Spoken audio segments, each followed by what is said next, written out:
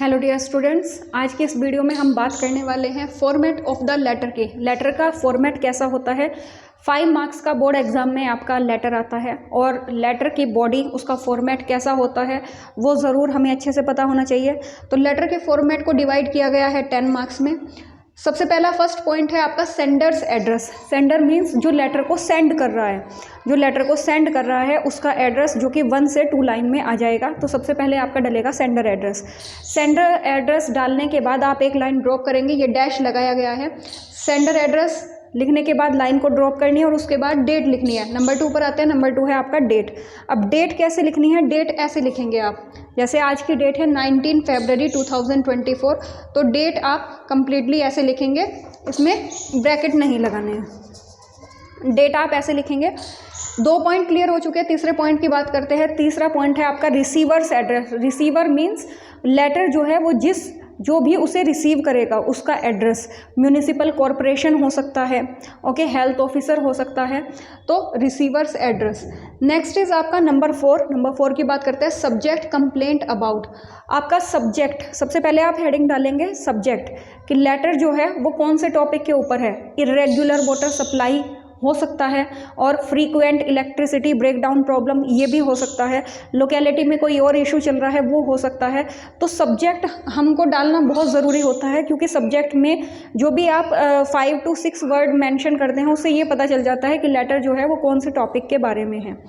Number 5 पर आता है आपका सैल्यूटेशन। सैल्यूटेशन मीन्स सब्जेक्ट डालने के बाद आप लिखेंगे सर या मैम, जिसे भी आप लिख रहे हैं वो सर हैं या मैम है, तो वो आपका सैल्यूटेशन। नंबर 6 पर आते हैं। 6 है आपका state of the issue. State of the issue का क्या मतलब है। स्टेट ऑफ द इशू का मतलब है जो भी आपकी प्रॉब्लम है, जिस भी टॉपिक के ऊपर आप लेटर लिख रहे हैं, तो लेटर वो आप 3 पैराग्राफ में डिवाइड करेंगे। फर्स्ट पैराग्राफ में उस प्रॉब्लम से रिलेटेड आप इंट्रोडक्शन देंगे, उसके बारे में बताएंगे। सेकंड जो पैराग्राफ है, सेकंड पैराग्राफ में उस जो भी आपका टॉपिक है, जो भी आपकी प्रॉब्लम है, उससे रिलेटेड जो भी सफरिंग्स हो रही है, प्रॉब्लम्स हो रही है, उसको बताएंगे। और थर्ड पैराग्राफ में आप बताएंगे जो भी आपके अकॉर्डिंग सजेशन है या सॉल्यूशन है।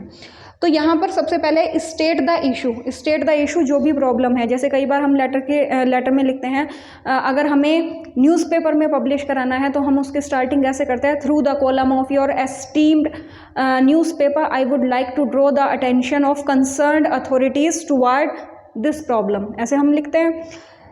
डिटेल्स अबाउट द कंप्लेन, जो भी कंप्लेन है उससे रिलेटेड सारी डिटेल, क्या प्रॉब्लम हो रही है, उसकी वजह से लोगों को क्या क्या सफ़र करना पड़ रहा है। थर्ड पॉइंट पर आता है सजेशन एंड सॉल्यूशन। आपके अकॉर्डिंग क्या सजेशन हो सकते हैं, क्या सॉल्यूशन हो सकते हैं, okay. Next complimentary close. Complimentary close means last में आप लिखेंगे थैंकिंग यू, योर सिंसियरली, जो भी आप लिखते हैं, और सबसे नीचे आ जाता है नेम ऑफ द सेंडर, जो भी लेटर को लिख रहा है उसका नेम। कई बार लेटर में जो लेटर का क्वेश्चन होता है उसमें भी ये भी आता है, लेटर की जो फर्स्ट लाइन होती है उसमें ये भी होता है, यू आर सुमित / सौम्या। इसका क्या मतलब है। इसका मतलब है कि अगर आप गर्ल हैं तो जब आप लेटर लिख रहे हैं तो उसमें आप अपना नेम ना लिखकर सौम्या लिखेंगे, और अगर आप बॉय हैं तो उसमें आप सुमित लिखेंगे। दैट मीन्स आपको अपना रियल नेम नहीं लिखना है। लेकिन बहुत सारे स्टूडेंट्स अपने बोर्ड एग्जाम में इन छोटी छोटी बातों को इग्नोर करते हैं और वो अपने काफ़ी मार्क्स जो हैं वो डिडक्ट करा बैठते हैं। तो लेटर के फॉर्मेट में इन चीज़ों का बहुत अच्छे से ध्यान रखना है। अगर हम इन चीज़ों को फॉलो करते हैं तो लेटर में हमारे मार्क्स अच्छे आने के बहुत ज़्यादा चांसेस हैं। Thank you so much.